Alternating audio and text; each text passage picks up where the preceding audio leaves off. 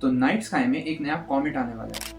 ये कॉमेट इतना ज़्यादा ब्राइट होगा कि आप लोग इसे बिना किसी टेलीस्कोप के अपनी नंगी आंखों से देख पाओगे। ये कॉमेट हमारे इनर सोलर सिस्टम में 80,000 साल बाद आने वाला है और पिछले 27 साल का सबसे ज़्यादा ब्राइट कॉमेट है। तो ये है कॉमेट C/2023 A3 सुचिनशन एटलस, जो कि इस दशक का सबसे ब्राइट कॉमेट होने वाला है और एक ग्रेट कॉमेट की कैटेगरी में आने वाला है। तो आज के इस वीडियो में हम ये बात करने वाले हैं कि आप लोग इस कॉमेट को कैसे देख सकते हो। तो इस कॉमेट को देखने की हमारे पास दो अपॉर्चुनिटीज थी। पहली सितंबर एंड और अक्टूबर स्टार्ट में, और दूसरी अपॉर्चुनिटी मिड अक्टूबर में आने वाली है। तो सितंबर एंड में दुनिया भर के एस्ट्रोफोटोग्राफर्स ने, मैंने भी इस कॉमेट की बहुत शानदार फोटोज ली, जिसमें इस कॉमेट की ब्राइट टेल इजीली विजिबल थी और इस कॉमेट को हमने हमारी नेकेड आइज से भी देखा था। और मैंने भी अपनी टेलीस्कोप और अपने मोबाइल कैमरा से इसकी ये फोटो ली थी। पर अब ये कॉमेट सन के बहुत ज़्यादा क्लोज जा चुका है और सन के ग्लेयर में कम्प्लीटली डिसअपियर हो चुका है। लेकिन अभी भी आपके पास एक मौका है इस कॉमेट को देखने का। तो 12 से लेके 20 अक्टूबर तक हम लोग इस कॉमेट को हमारी नेकेड आइज से देख सकते हैं। ये जो अपॉर्चुनिटी है, इसको आप बिल्कुल भी मिस मत कीजिएगा। इस अपॉर्चुनिटी में ज़रूर इस कॉमेट को देख लीजिएगा, बिकॉज पहली चीज़ तो ये कॉमेट 80,000 साल बाद आएगा और इस डेकेड का ये ब्राइटेस्ट कॉमेट होने वाला है। मतलब अभी पिछले 27 साल बीत गए। लास्ट टाइम इतना ब्राइट कॉमेट 1997 में आया था। इतना ज़्यादा टाइम हो चुका है नाइट स्काई में एक ब्राइट कॉमेट को आए हुए। तो 12 अक्टूबर को कॉमेट वेस्टर्न इवनिंग स्काइज में सनसेट के 20 मिनट बाद होराइजन से 7 से 8 डिग्री ऊपर दिखाई देगा। इस दौरान कॉमेट सुचिनशन एटलस हमसे क्लोजेस्ट लोकेटेड होगा और ये हमसे करीब 70 मिलियन किलोमीटर दूर होगा। इस दौरान कॉमेट का मैग्नीट्यूड -2 से -1 तक हो सकता है, जो कि बहुत ज़्यादा ब्राइट होता है। इस मैग्नीट्यूड का मतलब है कि ये नाइट स्काई में जुपिटर्स के बराबर इसकी ब्राइटनेस रहेगी और नाइट स्काई के ब्राइटेस्ट तारे के बराबर इसकी ब्राइटनेस रहेगी, जो कि सिरियस स्टार होता है। बट अनफॉर्चुनेटली 12 अक्टूबर को इसका जो एल्टीट्यूड है वो, as I said before, 7 to 8 degrees above the horizon ही रहेगा, जो कि बहुत ज़्यादा कम होता है।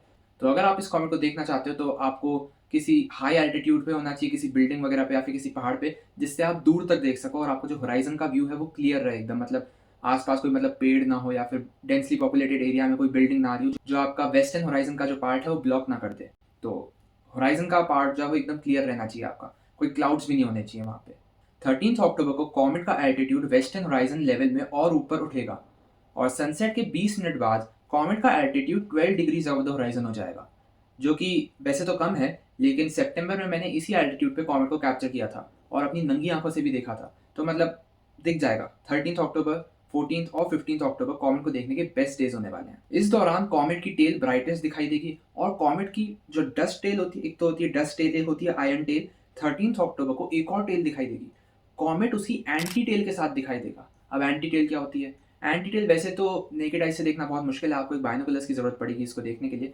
लेकिन ये पीछे जो इसने मटेरियल छोड़ा ना सन की दूसरी तरफ, वो घूम के आ रहा है। तो जब 13 और 14 अक्टूबर को ना हम लोग कॉमेट के जो प्लेन होता है ना, इक्वेटोरियल प्लेन, उससे पास होगी अर्थ। तो इस उस टाइम के दौरान हम लोग इसकी एंटी टेल भी देख सकते हैं।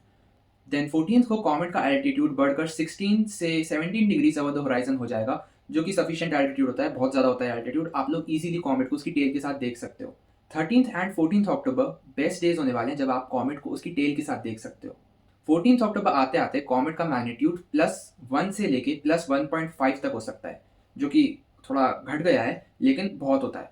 ऐसी सब्सिक्वेंट डेज में कॉमेट का जो एल्टीट्यूड है वो तो बढ़ता रहेगा, लेकिन उसकी जो ब्राइटनेस है वो साथ साथ कम होती जाएगी।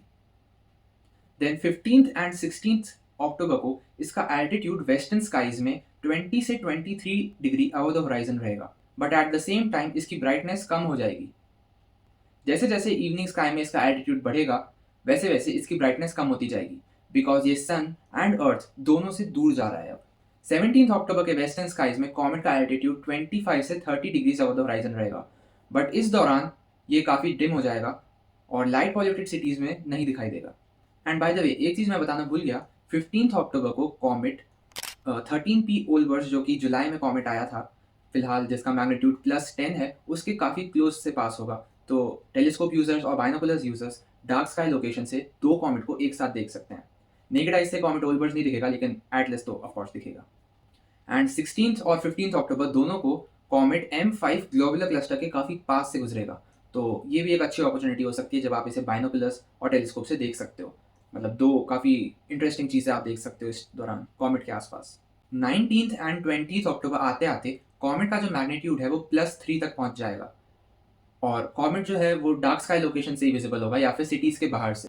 But 19th and 20th October comet को देखने के काफ़ी अच्छे दिन साबित हो सकते हैं, बिकॉज इससे पहले वाले दिनों में नाइट स्काई में फुल मून जो है वो खलन डाल रहा था, लेकिन 19th और 20th को फुल मून स्काई से गायब हो जाएगा, जिससे कॉमेट और अच्छे से दिखाई देगा, बिकॉज फुल मून की जो लाइट है वो पूरे नाइट स्काई में फुल मून की लाइट फैल जाती है ना। तो 20th को 19th और 20th को ये नहीं होगा, जिससे कॉमेट और अच्छे से दिखाई देगा।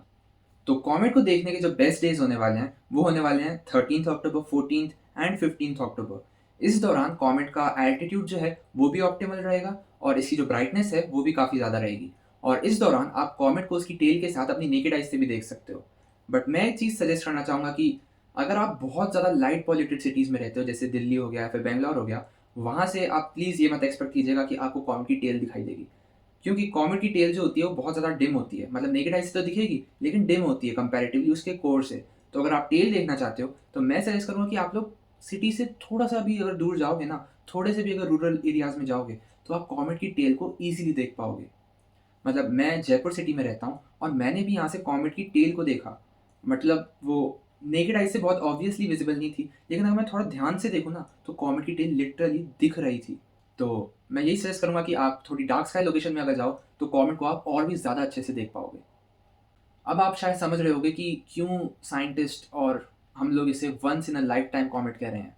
ये कॉमेट बहुत ज़्यादा ब्राइट होगा। 1986 में जब हैलीज़ कॉमेट आया था ना, वो भी इतना ब्राइट नहीं था जितना ये कॉमेट हो चुका है ब्राइट। और अभी तो इसका बेस्ट पार्ट आने वाला है, जब ये बेस्ट दिखाई देगा, और अभी से ये हैलीज़ कॉमेट से ज़्यादा ब्राइट हो चुका है। समझ रहे हो कितना ज़्यादा ब्राइट है ये कॉमेट। सो आई होप कि मिड अक्टूबर को आप लोग भी इस कॉमेट को अपनी नंगी आँखों से देखोगे। So thank you for watching this video. Please subscribe to my channel and like this video.